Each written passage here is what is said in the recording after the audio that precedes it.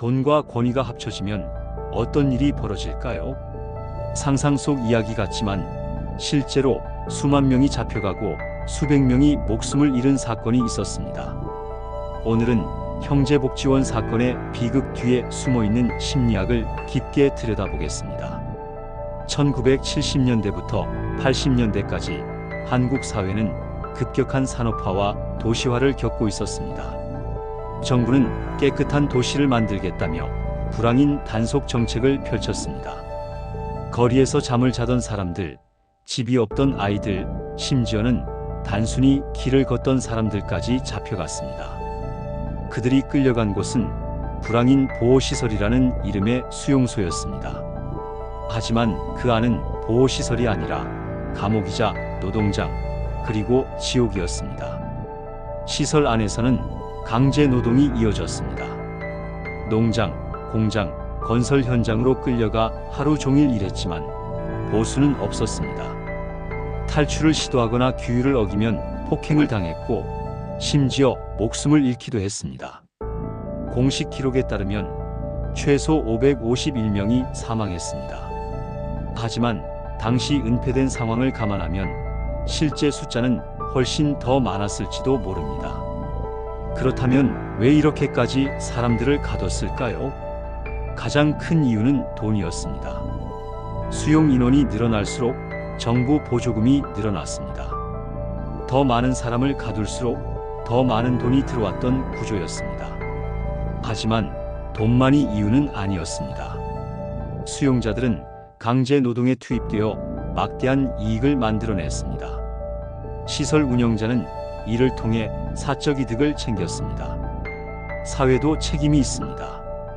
당시 사람들은 노숙인, 고아, 장애인 등을 불황자라 낙인 찍으며 그들을 사회에서 치워야 한다고 여겼습니다. 경제적 탐욕과 사회적 낙인이 결합해 사람을 돈벌이 수단으로 만든 것입니다. 그렇다면 왜 이렇게 오랫동안 방치될 수 있었을까요? 여기에는 심리학적 메커니즘이 숨어 있습니다. 첫째, 권위에 대한 복종입니다. 밀그램 실험을 떠올려 보세요. 참가자들은 권위자의 지시에 따라 다른 사람에게 전기 충격을 가했습니다. 비명을 들으면서도 대부분은 명령에 복종했습니다. 시설 안에서도 윗선의 지시라는 권위 앞에 도덕적 판단은 마비되었습니다. 둘째, 책임 분산입니다.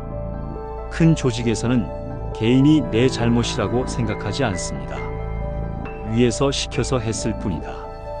다 같이 한 일인데 왜 나만 문제냐? 이런 심리가 죄책감을 줄입니다. 결국 누구도 책임을 지지 않게 되는 것이죠. 셋째, 악의 평범성입니다. 철학자 한나 아렌트는 예루살렘의 아이히만 재판을 통해 이 개념을 이야기했습니다. 특별히 사악한 사람이 아니라 평범한 사람들이 단지 주어진 일을 하면서도 거대한 악을 만들어낸다는 것입니다. 시설 관리자들도 마찬가지였습니다. 나는 업무를 했을 뿐이다. 라는 합리화 속에서 폭력은 일상이 되었습니다. 넷째, 학습된 무기력입니다. 심리학자 마틴 셀리그만의 개 실험을 떠올려 보세요. 처음에는 탈출하려 애쓰던 개도 반복적인 전기 충격을 받으면 결국 시도조차 하지 않게 됩니다. 피해자들도 마찬가지였습니다. 폭력이 반복되면서 저항할 의지를 잃고 현실을 받아들이게 된 것입니다. 이 네 가지 메커니즘이 맞물리면서 거대한 폭력 시스템이 완성된 것입니다. 그렇다면 피해자들은 어떤 삶을 살았을까요? 생존자들의 증언에 따르면 신체적 상처보다 마음의 상처가 훨씬 더 컸습니다. 폭력의 기억은 수십 년이 지나도 떠오릅니다. 밤마다 악몽에 시달리고 사람들과 관계 맺는 것이 두려워졌습니다. 이것이 바로 외상 후 스트레스 장애 PTSD입니다. 하지만 더 큰 상처는 사건 이후 사회가 이들을 외면했다는 사실입니다. 피해 사실을 이야기했지만 네가 뭘 잘못했으니까 그랬겠지라는 반응이 돌아왔습니다. 이런 2차 피해, 세컨데리 빅터머제이션은 피해자들에게 또 다른 깊은 상처를 남겼습니다. 이 사건은 과거에 끝나지 않고 오랫동안 피해자들을 괴롭혔습니다. 2025년 대법원은 국가의 책임을 최종적으로 인정했습니다. 하지만 여전히 많은 생존자들은 일상 속에서 트라우마를 안고 살아갑니다. 그리고 이 심리적 메커니즘은 오늘날에도 반복되고 있습니다.